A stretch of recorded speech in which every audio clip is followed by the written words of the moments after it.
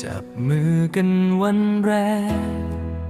ยังจำภาพนั้นได้ หัวใจสองดวงใส ไม่คิดเพื่อวันไกล เธอบอกให้เชื่อใจ ว่ารักนี้มั่นคง แต่วันนี้น้ำเสียงเธอ เหมือนคนหลงทางไป คำว่าตลอดไป ที่เคยสัญญากัน เริ่มเลือนลางทุกวัน เมื่อเธอเริ่มเปลี่ยนใจ รักเราจะไปถึงไหน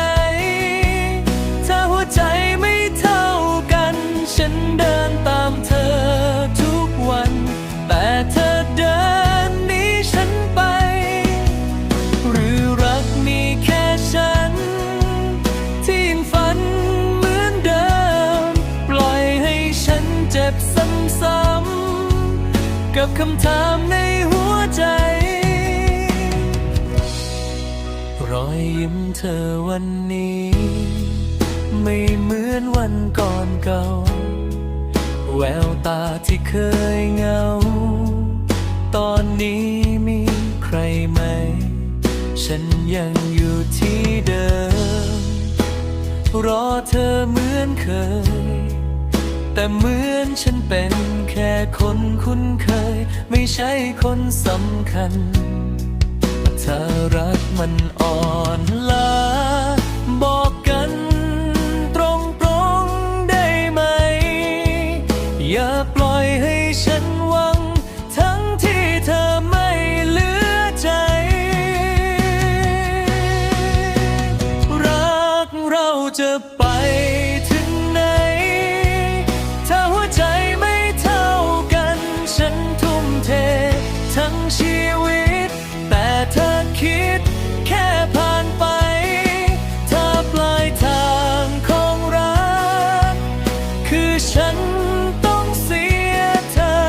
ก็ขอเจ็บวันนี้ ดีกว่ารอวันเธอจากไกล ถ้าฉันต้องเดินลำพัง ก็ยังดีกว่าเดินหลง อยู่กับรักที่ไม่มั่นคง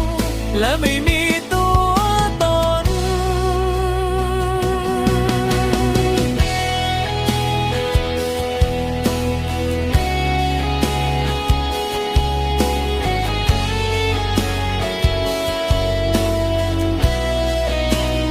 รักเราจะไป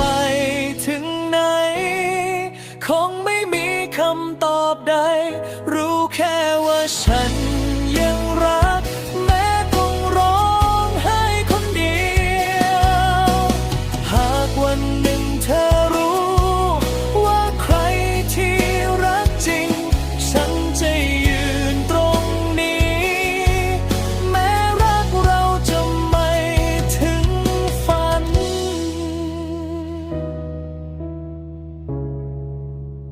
รักเราจะไปถึงไหน สุดท้ายคงไป